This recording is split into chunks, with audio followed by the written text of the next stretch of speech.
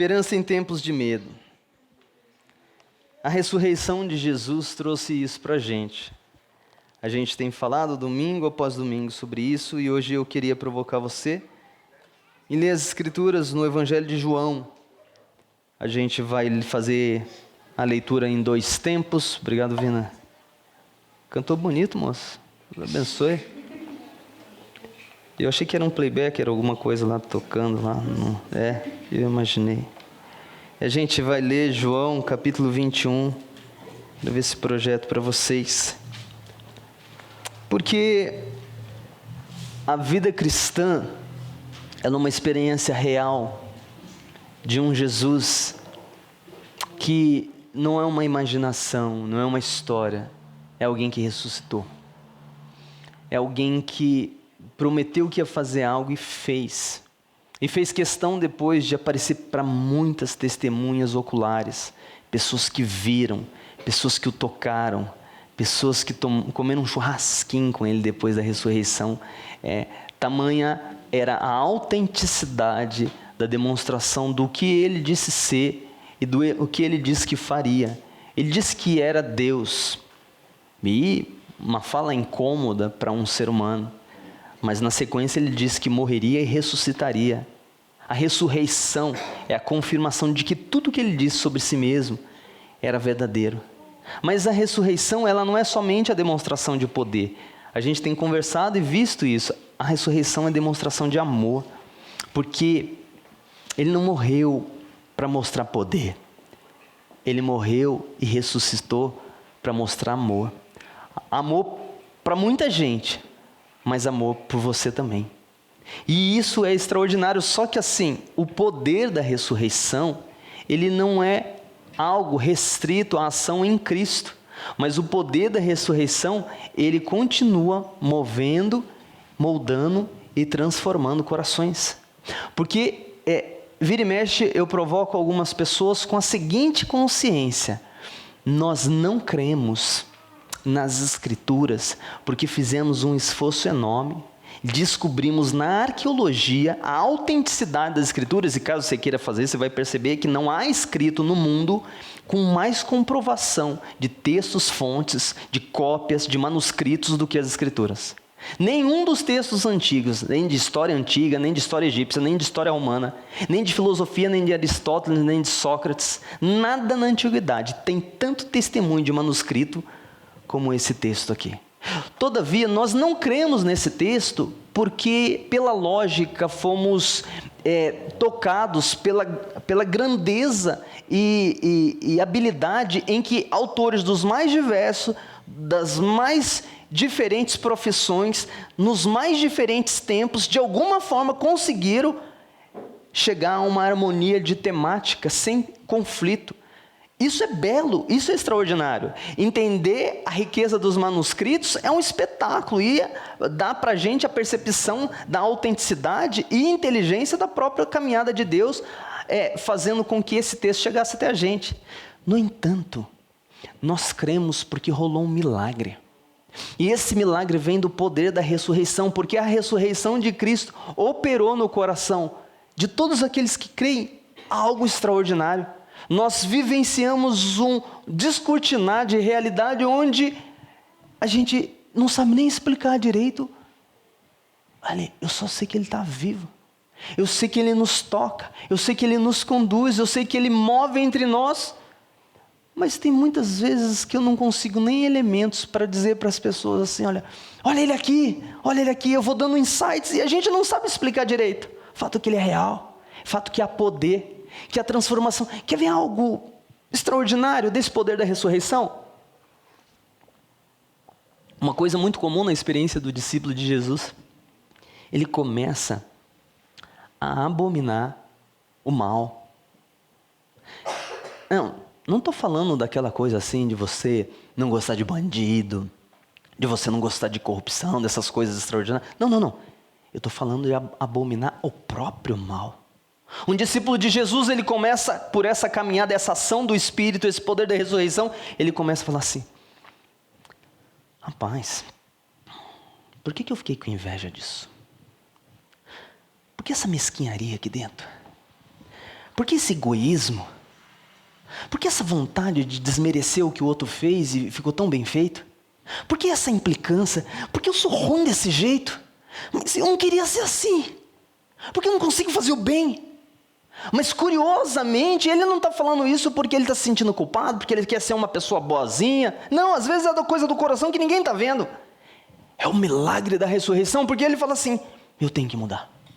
E daí ele chega diante da presença de Deus, e ele sabe que Deus conhece essa crueldade, e ele fala assim, me perdoa, que terrível que eu sou. E aí ele fala assim, mas eu estou perdoado e serei perdoado, então por que eu tenho que ficar insistindo para mudar? Porque agora eu o amo. Eu não posso mais desonrá-lo, eu não posso mais desprestigiá-lo, eu preciso viver do jeito que ele gosta que eu viva. Por quê? Medo dele me condenar? Não, eu já estava condenado, na cruz ele me salvou. Eu já estava abandonado, ele que me buscou. Por que eu faço isso? Porque ele é poderoso e a ressurreição trouxe a realidade da vida dele para mim, e agora eu quero viver para ele. É desse poder todo que a gente está falando. É dessa realidade. E eu vou falar para você, isso aqui é real. Se o seu ouvido está ficando atento a isso, você está falando assim, André, eu quero isso, eu acho que eu já senti isso em algum momento, eu vou falar para você, é o Senhor Jesus ressurreto operando no seu coração. E hoje a gente vai visitar mais um texto, porque de uma forma gloriosa e milagrosa, quando a gente abre esse texto, partilha esse texto, na ação do Espírito, ele faz um monte de coisa no nosso coração a partir desse texto. Essa história, ele nos leva para ela e traz ela para a nossa realidade. Então vamos lá. João, capítulo 21. Depois disso, Jesus se manifestou outra vez aos discípulos. Depois disso o quê? Depois de ter se aparecido para Tomé, né? E junto ao mar de Tiberíades. Foi assim que ele se manifestou. Estavam juntos Simão, Pedro, Tomé, chamado Dídimo, Natanael, que era de Caná de Galileia, os filhos de Zebedeu, e mais 2 dos seus discípulos. Deu 7 aí, tá, gente? Verso 3. Simão Pedro disse aos outros, vou pescar. Os outros responderam, nós também vamos com você. Eles eram pescadores, tá? Estavam acostumados com esse negócio. Entraram num barco, mas naquela noite não pegaram nada. Os camaradas eram habilidosos. Ao romper do dia, Jesus estava na praia. Olha que legal, né? Você falta na igreja domingo falando, eu fui para a praia porque também Jesus vai na praia. Não é esse o contexto, tá bom? Ao romper do dia, Jesus estava na praia, mas os discípulos não reconheceram que era ele. Estava longe, né? Estava aí uns 100 metros, tem alguém na praia lá. Jesus lhes perguntou, filhos, será que vocês têm aí alguma coisa para comer? Eles responderam, não. Então Jesus disse, jogue a rede para a direita do barco e vocês acharão. E assim fizeram. E já não podiam puxar a rede, tão grande que era a quantidade de peixes. Já não há mais nada que a ele não pertença. Os peixinhos do mar são dele. E o discípulo a quem Jesus amava disse a Pedro, isso é o João, gente. João falava assim porque ele não queria citar o nome dele. Pensa num sujeito humilde, né? Quem encontra com Jesus vai sendo progressivamente levado à humildade. Daí ele falava isso aqui. Ele não falava assim, eu, né? Ele dizia o discípulo a quem Jesus amava, disse a Pedro, é o Senhor. Simão Pedro, ouvindo que era o Senhor, cingiu-se com a sua túnica, porque tinha tirado a roupa e lançou-se ao mar. Então ele se enrolou e pulou na direção e nem esperou o barco voltar para a margem. Ele foi a nado na direção de Jesus. Os outros discípulos, diferentes de Pedro, vieram no barquinho puxando a rede com os peixes, porque estavam somente uns 90 metros da margem. Ao saltarem em terra, viram ali umas brasas com peixe por cima e também havia pão. Jesus lhes disse, tragam alguns dos peixes que vocês acabaram de pegar. Simão Pedro entrou no barco e arrastou a rede para a terra. A rede estava cheia, com 153 grandes peixes. E mesmo sendo tantos peixes, a rede não se rompeu. Jesus disse a eles, venham comer. Nenhum dos discípulos ousava perguntar quem é você, porque sabiam que era o Senhor. Jesus veio, pegou o pão, deu a eles, depois fez a mesma coisa com o peixe. E esta já era a terceira vez que Jesus se manifestava aos seus discípulos, depois de ressuscitado dentre os mortos. Vou parar por aqui, depois a gente continua a partir do verso 15, uma segunda parte da nossa conversa aqui. Olha que momento extraordinário. O Senhor Jesus fez questão de, por diversas vezes, aparecer aos discípulos. E aqui ele tinha uma situaçãozinha bem delicada para resolver. Porque depois da ressurreição, ele não tinha batido um papo adequado ainda com Pedro. E é interessante, gente, que Pedro, quando a gente lê as histórias bíblicas, lá atrás Jesus fez um milagre muito parecido que esse, Arthur. E quando ele fez esse milagre, o Pedro ficou assim chocado. Chocado. Ele falou assim, ele entendeu que ali estava diante dele um santo homem. E aí a palavra de Pedro na ocasião de milagre de pesca assim, foi assim, ó, afasta-te de mim, pois eu sou um homem pecador. Foi exatamente essa fala de Pedro para Jesus num outro episódio. E aqui, curiosamente, depois que rola o mesmo tipo de milagre, numa cena muito parecida, Pedro agora mergulha na água, se veste ali com a túnica e vai na direção de Jesus. E aí vem um ponto mais bombástico para a nossa vida. Porque o Senhor Jesus, à medida que Ele revela para a gente quem Ele é, Deus que Ele é, a gente não fica na mesma. As duas coisas ocorrem na vida da gente. Ou a gente tem aquela sensação assim, olha, eu não posso ficar perto dele.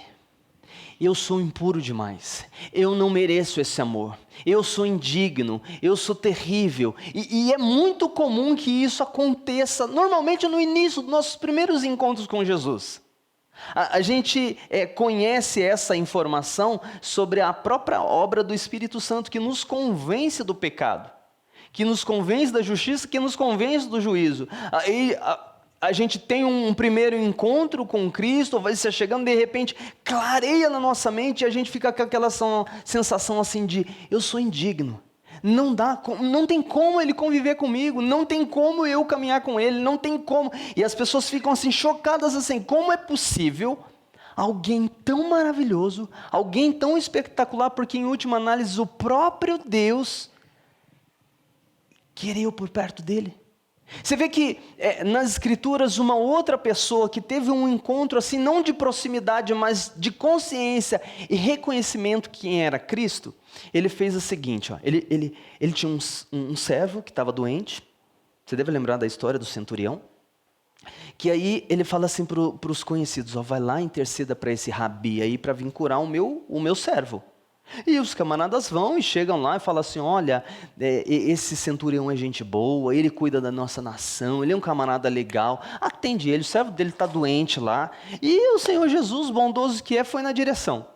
Aí de repente o camarada tem um choque, peraí, não dá, ele não pode entrar na minha casa, ele não pode se chegar perto de mim. E daí ele fala, manda outro pessoal dar um recado, vai lá, volta até lá e fala para ele o seguinte, ele não pode entrar aqui. Se ele falar uma palavra lá à distância, eu entendo esse negócio de autoridade, eu mando as pessoas fazendo as coisas, elas fazem, e eu sei que se ele mandar, o meu servo será curado. O que era esse reconhecimento do centurião, senão que ele é Deus? E foi essa a primeira experiência de Simão, de Pedro.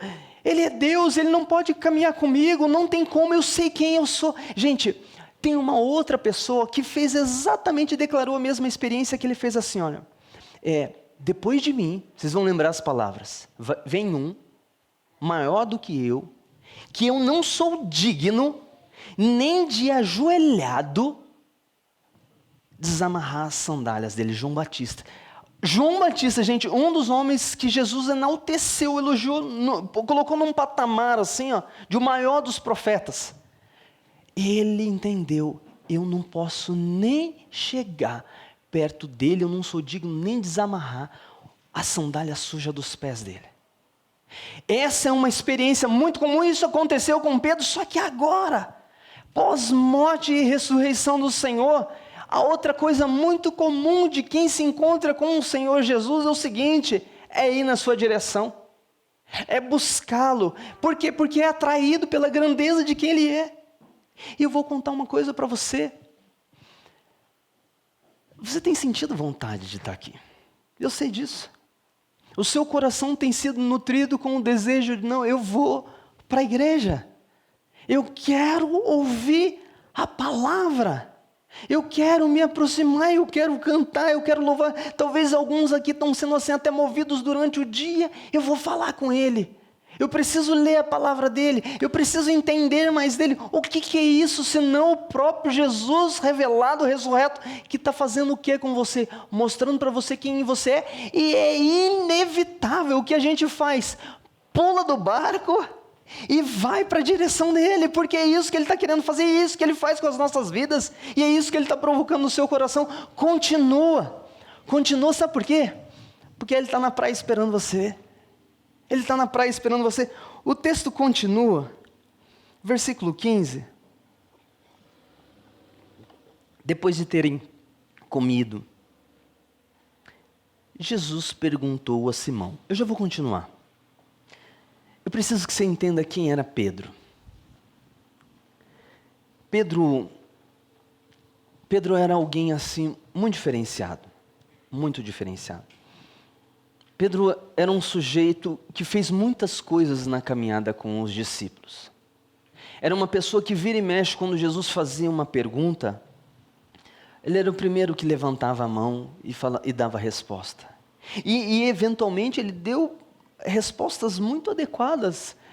Quando Jesus fez assim, quem os homens dizem que eu sou? E os discípulos responderam tanteira de coisa. Ele falou, e quem vocês dizem que sou? Aí Pedro responde com muita prontidão, tu és o Cristo, o Filho de Deus. Pedro era aquele sujeito que, quando Jesus deixou eles num barco, numa tempestade, e chega na madrugada, e Jesus caminhando por entre as águas, o pessoal vê um vulto assim na água, daí começam, será que é o Senhor? E grita, é o Senhor, é o Senhor. E Jesus responde lá na água, sou eu. O Pedro assim, se é o Senhor, manda eu ir até você. E venha, e ele sai lá e começa a pisar e sai na direção. Ele fazia as coisas, ele assumia a liderança, mas ele é o mesmo que fazia besteiras, porque teve um momento de ele falar assim, não, o senhor não vai para Jerusalém morrer não, que conversa que é essa de se entregar? Jesus deu uma repreensão nele, falando assim, para trás de mim, Satanás, você não conhece as coisas de Deus, senão dos homens. Pedro foi aquele que, no momento em que o Jesus foi ser preso, ele teve aquela sensação assim, eu tenho que fazer alguma coisa, eu sou o camarada que faz, eu sou o camarada que lidera, eu sou o camarada que opera, eu sou o discípulo dedicado. Ele foi, tirou a faca, cortou a orelha de uma das pessoas, mas Jesus já tinha dito que ele seria entregue, que ele estava indo nessa direção, e o Pedro tinha essa necessidade. Sabe, quando a gente faz uma leitura de Pedro, ele parece que ele fundamenta toda a identidade dele naquilo que ele tem que fazer. Quem sou eu? Eu sou o discípulo que faz as coisas acontecer. Eu respondo, eu ajudo, eu lidero, eu processo. E aí, quando Jesus começou a dizer que seria preso, que as pessoas iriam julgá-lo, que iriam fazer um mal para ele, Pedro foi um dos que gritou com todas as vozes, olha, ainda Jesus, ainda que toda essa galerinha aqui deixe o Senhor, eu não vou te deixar. Eu estou junto. E gente, assim, para a cultura daquela época, essa realidade de lealdade era um negócio muito mais caro do que é para os nossos dias. E a gente sabe que é um negócio caro. Mas o peso de uma deslealdade para aquela época era coisa assim que a gente não faz ideia. E Pedro se achava essa pessoa que eu faço as coisas acontecer. A identidade dele está toda apoiada nessa capacidade dele conseguir fazer as coisas e de ele realizar. Aí, o que acontece? Nesse tempo, antes da prisão do Senhor Jesus, o Senhor Jesus fala assim, olha Pedro, antes que o galo cante, você vai me negar 3 vezes. Jamais, Senhor. Eu não vou fazer isso. E gente, olha que interessante. Quando a gente vai para os episódios anteriores descobrir qual foi essa situação da negação, Pedro entra no pátio da casa do sumo sacerdote e estava frio, era madrugada. E gente, olha, tinha uma fogueira. E Pedro se esquentava na fogueira. Agora, o que Jesus faz, gente? Jesus tem um jeito muito show de tratar a gente. Porque ele vai lá na praia, acende o quê? Uma fogueira. Faz um milagre muito parecido que ele tinha feito e marcado a vida de Pedro lá atrás. Porque ele queria tratar desse homem. E agora a fogueirinha está feita, ele chama, senta, vamos comer. Há peixinho aqui, pão ali, vamos continuar o texto. Depois de terem comido, barriguinha cheia, feliz, Jesus perguntou a Simão Pedro: Simão, filho de João, você me ama mais do que esses outros me amam? Aqui estava assim, ó. Você não viveu a vida insistindo que a nossa relação estava baseada na pessoa que você é? Que a sua aceitação perante mim estava relacionada a tudo que você faz?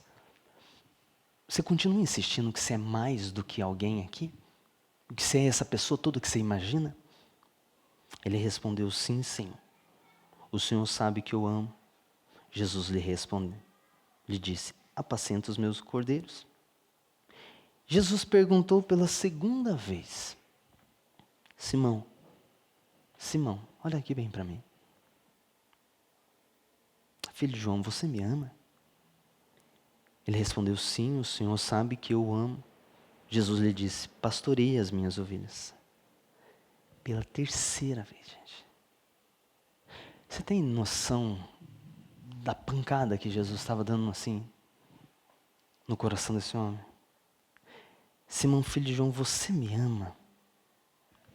Pedro ficou triste por Jesus ter perguntado pela terceira vez, você me ama?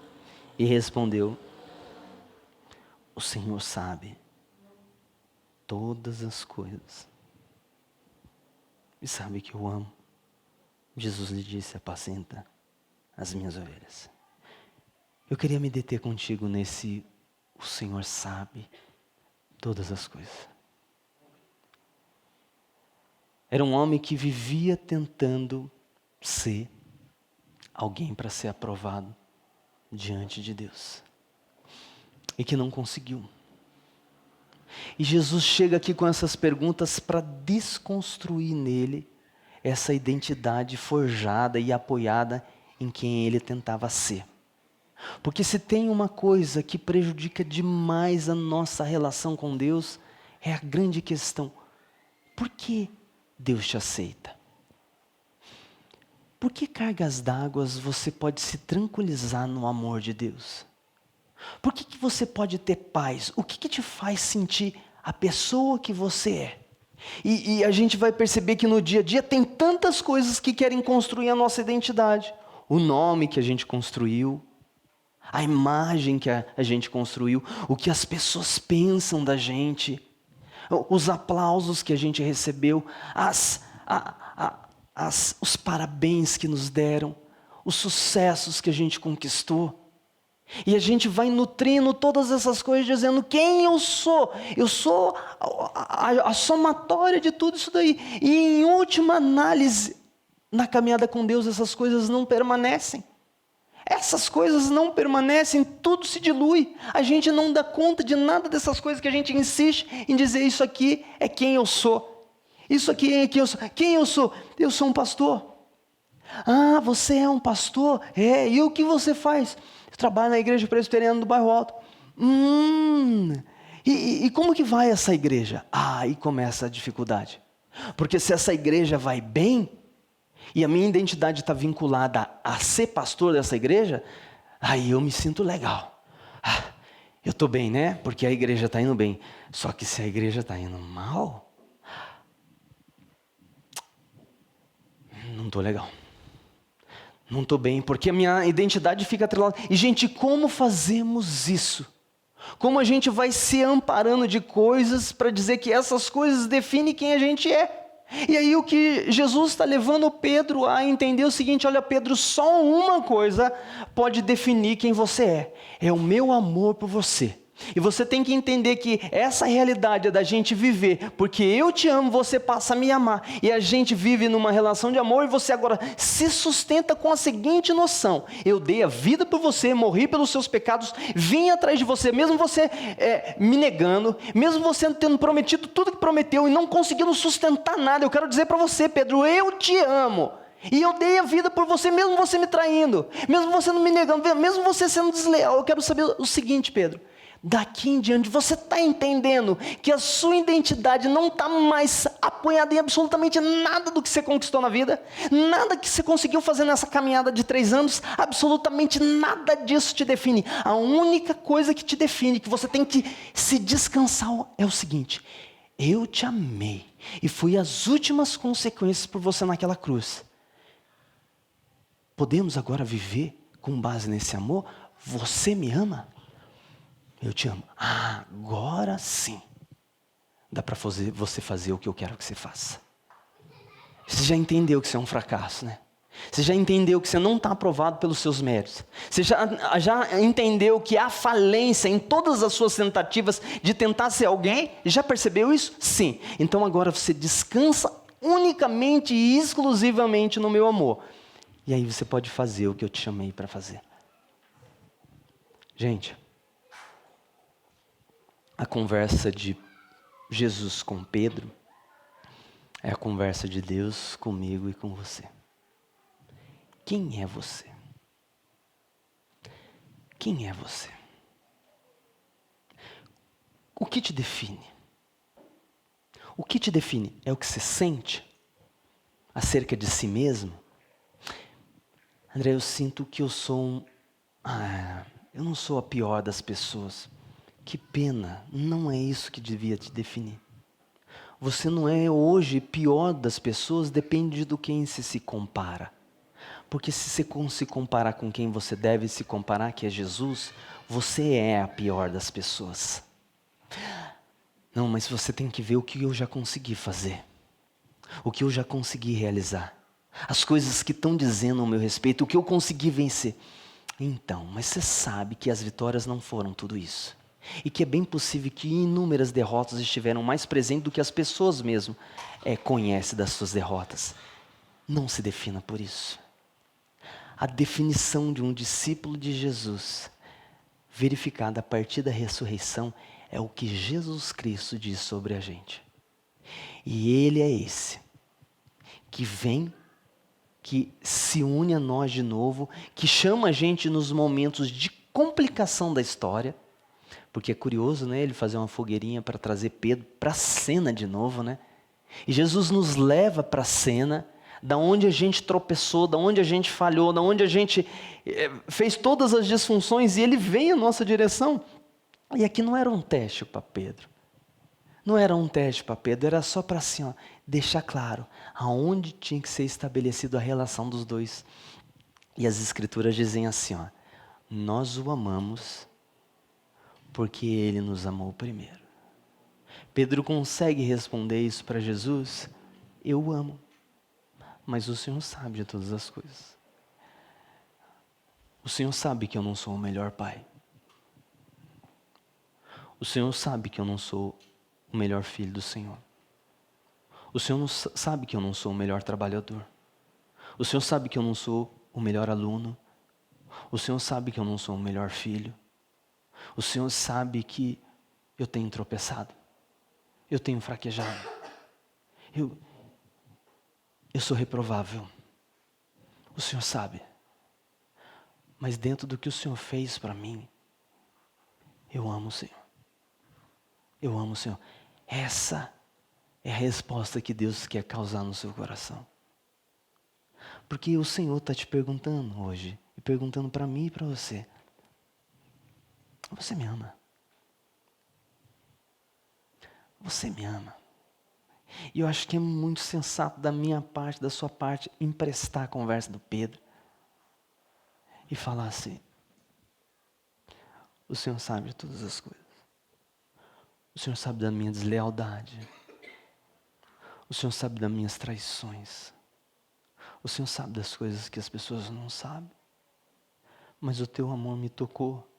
E é por isso que eu pulei do barco e estou indo na tua direção. E ele vai falar, sabe o que para mim e para você? Participa do que eu estou fazendo. Em específico aqui ele falou para o Pedro, né? Um pastor, um líder, apacenta as minhas ovelhas. Mas ele sempre dá missão para todos nós. Ele sempre vai te chamar. Se ele está te resgatando, se ele está te atraindo, ele está querendo sim que você se envolva com o que ele está fazendo no mundo. Que você se envolva. E é tão especial isso. E aqui eu provoco alguns de vocês. Porque depois que essas coisas todas caem no coração com força, inevitavelmente a gente tem que responder algo para ele. E hoje tem alguém aqui, vou pedir para a Vera trazer a água. Hoje a gente tem a Thelma. A Thelma, hoje, essa semana a gente conversou e eu perguntei para a Thelma, Thelma, você já confessou publicamente a Jesus Cristo? E a Thelma me disse, ué, eu tinha que fazer isso, é? Exatamente, ninguém nunca me perguntou. Ninguém nunca me informou disso.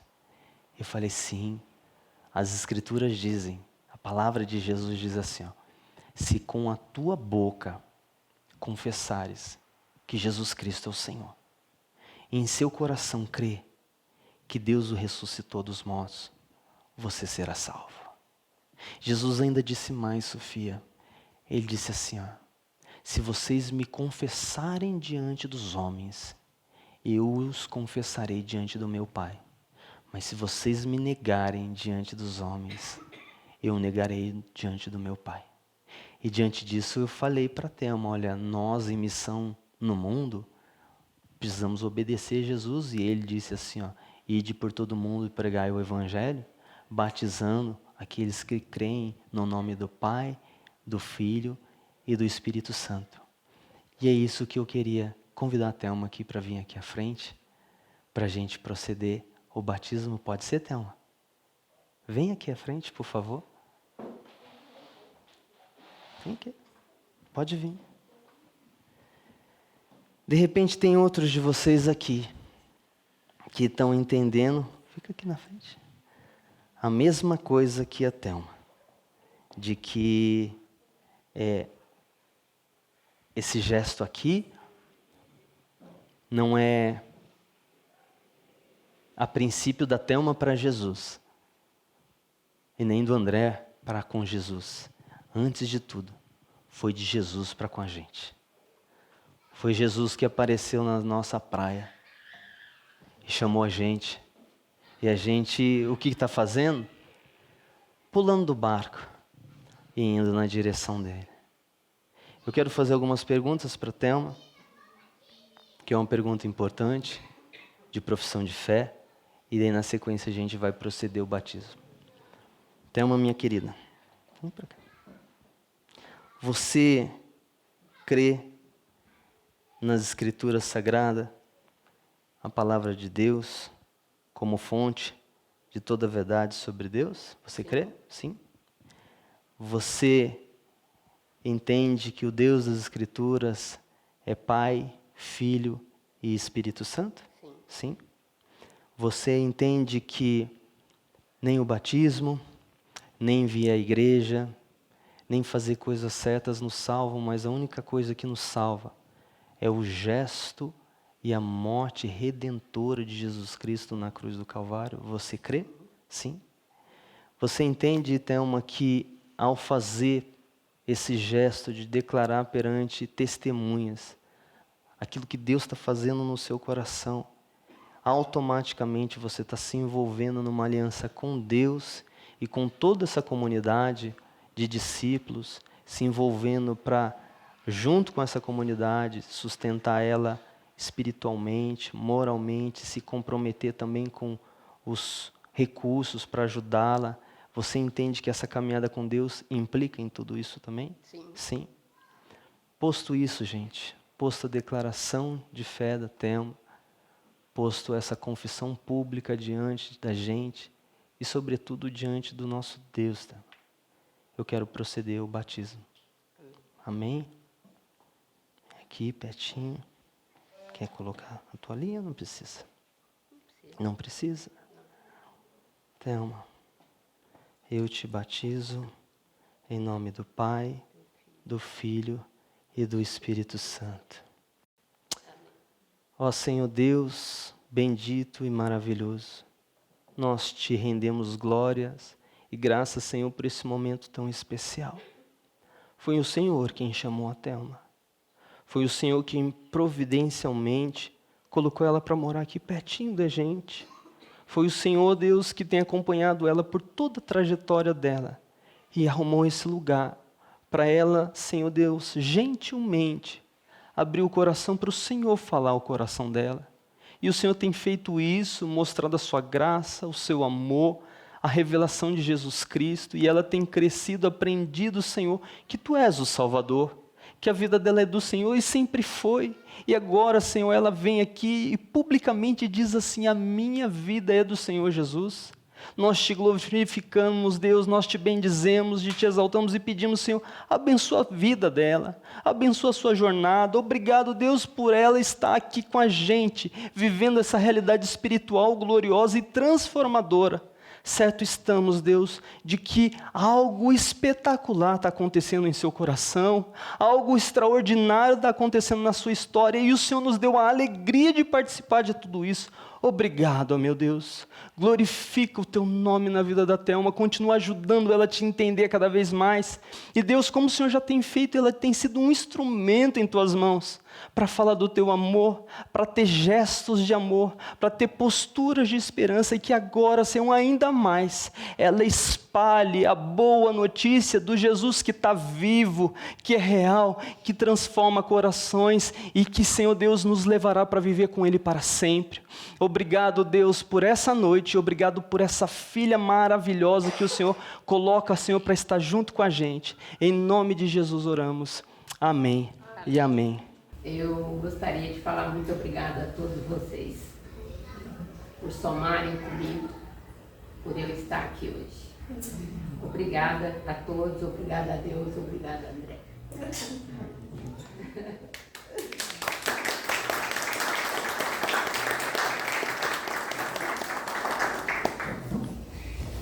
Glória a Deus.